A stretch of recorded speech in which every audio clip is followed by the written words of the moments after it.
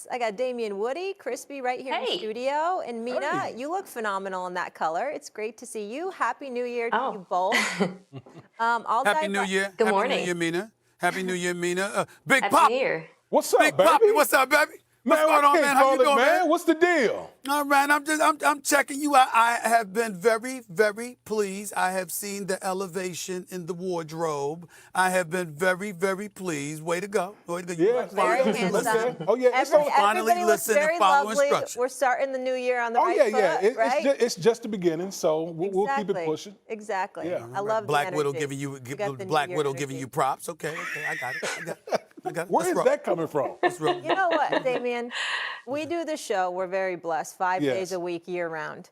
Sometimes you just got to grab an outfit. You know, it's hard, It's right? okay. It's It's like, okay. I mean, come on. Why All right. we acting I like like that's it. an insult, Mina? Why we act? Did I say it wasn't a compliment?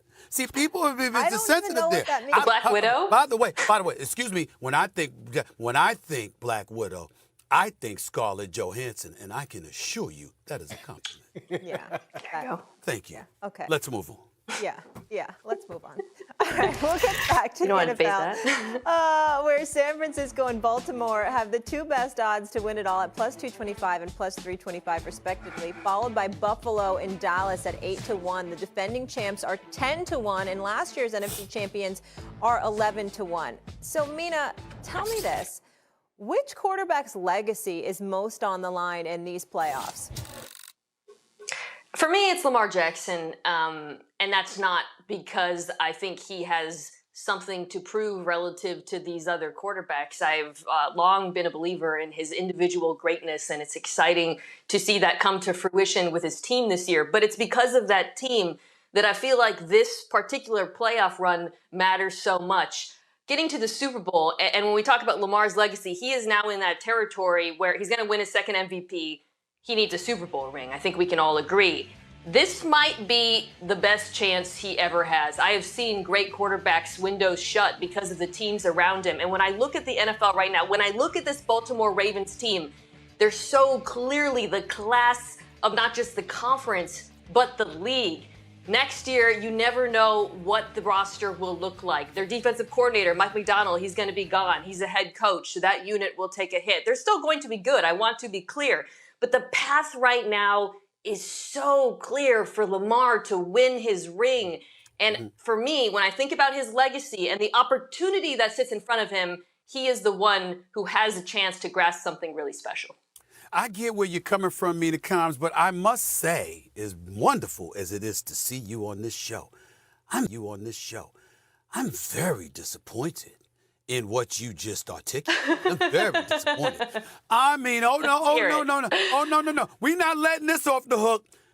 Dak Prescott is the quarterback whose legacy is most on the line. Oh no, we ain't letting them off the hook. So let's understand something. The Philadelphia Eagles had an outside chance to do some things last year, win the division, whatever the case may be. What did Dak Prescott do? A career worst 38% completion of his passes for 128 yards, a TD, and an interception. Who was that against? That was against the Washington Commanders. When was that? Week 18. Last season. Just happened. It's very, very fresh in my mind. I mean, that's what transpired. Now, let me throw this at you because I knew Mina was coming on this show, so I had to make sure I had my stats ready. For you, Mina. Did you know that Dak Prescott is the quarterback with the highest career regular season winning percentage for a quarterback who's never played in the conference championship game? I mean, never played the conference championship game. Did you know that? Nobody's won more percentage-wise than Dak Prescott. He's really good. You understand what I'm saying? I mean, they're really, really good. Really, really good until it counts. And then all of a sudden, there's the nosedive that comes in. Did you know that Dak Prescott has the fourth worst January record among quarterbacks in the Super Bowl era? Only Carson Palmer, Kerry Collins, and Andy Dalton have been worse. I'm sorry. America's team, The billion-dollar playpen that's AT&T Stadium, Jerry World, Jerry Jones as the owner, Dallas Cowboys division crown on the line. We know how they've looked when they went on the road for the most part this season. We know they've been beating up on cellar dwellers. And then all of a sudden, you got a game on the line this weekend, and you going to go and stink up the joint? Oh, no, we're not doing that. We're not doing that. We're going to look at the Dallas Cowboys and elevate them to the status, the headlines, and the hype puts them at, okay? I get your point about Lamar Jackson. I don't necessarily disagree with it on its merits. I'm simply saying when you look at Dak Prescott and you look at the expectations and you look at all the bloviating, oh, you get to go and lose or wet the bed against the Washington Commanders in another Week 18 encounter? I don't think so. The answer to this question is Dak Prescott. You know, Stephen A., I'm kind of surprised you actually went with Dak Prescott, considering the fact that your level of expectation as it relates to Dak and the Cowboys. You know, you always talk, this is a team, you always talk about what can go wrong, will go wrong in this particular situation. So, yeah, I'm kind of, I'm not thinking about myself. You went there. I'm kind of suspect you went there. People. Yeah, I get it. I get it. But I'm going to agree with Mina Combs here with Lamar Jackson. And when I look at Lamar, think about it, he's probably going to win his second MVP, as Mina talked about. But instead of looking at it, spinning it from the negative perspective, I'm going to look at it from the positive perspective, because you talk about Lamar, you go out here, and we talk about all the times there's levels. Yep. There's levels to, you know, different quarterbacks. There's level like Hall of Fame. There's always levels when we talk about pro sports. And so you're Lamar Jackson. You go in and you win the second MVP. Okay, you go out here and finish the deal, and you win a Super Bowl to go along with that MVP. Now the conversation changes when we talk. Another tier. It's another tier when we talk about Lamar Jackson. Because right now when we talk about Lamar Jackson, he's like Peyton Manning. We mentioned Peyton Manning in the postseason because I believe they were both like at the same time. They're 1-3. Yep. But if Lamar Jackson goes out here with everything working in his favor, we'll be talking about Lamar Jackson a whole nother tier with in that discussion moving forward. Absolutely, Mina.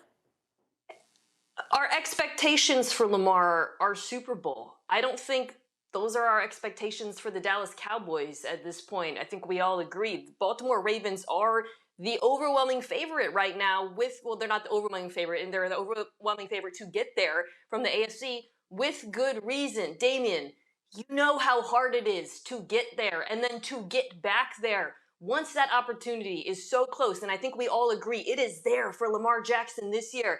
And to your point, when we're talking about his legacy, which could be something truly special, the expectations and the pressure have to come with it. And that is not a judgment on Lamar. That is, as Damian said, an opportunity. Well, we don't mind making judgments on this show, Mina. We don't mind. I'll make the damn judgment. I hear what you're saying loud and clear, and I feel you on that. And obviously, with him having a 1-3 playoff record, that comes into play as well, because he just got his bag, okay? We got his money. We all know he deserves it. And now you got to show and prove beyond the regular season. Let's keep in mind, this is the first time. As a matter of fact, if I'm Baltimore, I don't even play him this weekend. This brother's been hurt the last 5 games in the regular season, the last 2 years. Don't play this, man. He shouldn't even be wearing a uniform. A matter of fact, I tell him to stay home. I wouldn't even allow him on the sideline because I'd be scared somebody runs into him while he's standing on the sideline. I make sure he's home, okay? Don't have him anywhere near the damn football field, right? Just to make sure he's ready for the postseason. But I will say this to you. I would challenge you on this, Mina, and I'll come back to you and Damian both on this. When we looked at the beginning of the season, when we looked at the expectations of the AFC, we saw Patrick Mahomes. We lament his receivers, but this is Patrick Mahomes we talk about. It's Travis Kelce we talk about. Andy Reid we talk about. We can't summarily dismiss them, okay? We look at the Miami Dolphins. I may have just lost all faith in them, but Bart Scott saying they're the #1 threat to the Baltimore Ravens. We're looking at Joe Flacco flinging that football about to turn 39 years of age. No, we didn't expect much from him, but we know he can throw. We know that defense is elite. We know they could run with the football. Oh, by the way, Flacco's familiar with John Harbaugh and the Baltimore Ravens. Won a Super Bowl with this man as his coach. And so I'm looking at all of those things, and not to mention the potential greatness of a Josh Allen and a Stephon Diggs. I'm juxtaposing that to the NFC. And I'm looking at an NFC, and I'm saying to myself, excuse me, we're not sold on Detroit. We've seen what the Eagles have nosedived into. Am I supposed to be sold on Tampa Bay? The only real impediment, supposedly, to the Dallas Cowboys is the San Francisco 49ers. And by the way, what if they run into the Rams first?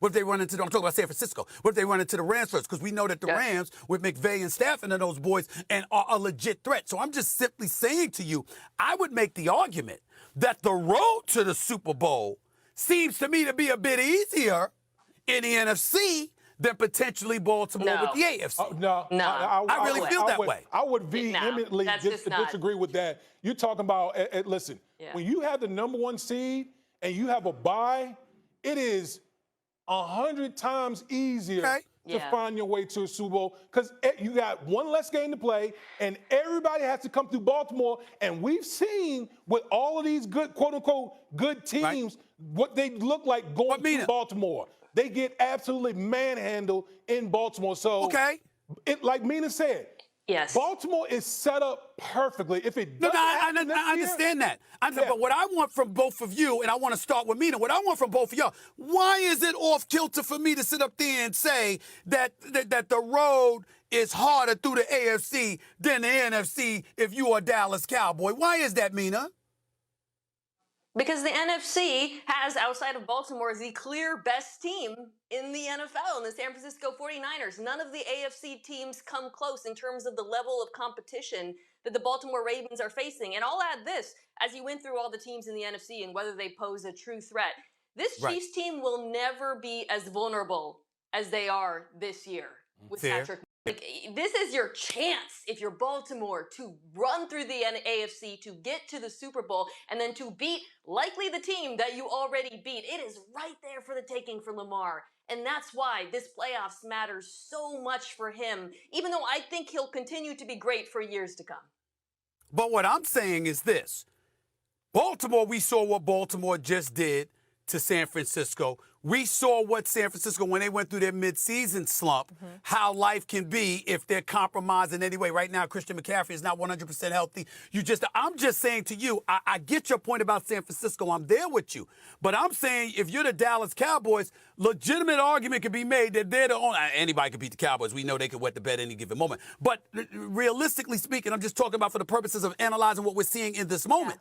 That's the one team standing in their way. We could say no one for Baltimore, but with the AFC, because I got a 2-time Super Bowl champion in Patrick Mahomes, because I see Cleveland with their elite defense, because I know what Josh Allen and Stephon Diggs is capable of, because Miami could wake up, and show themselves to be an explosive offense once again.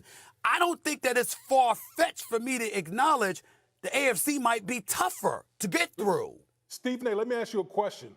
Because, we get to this time of year, I like to use the word trust.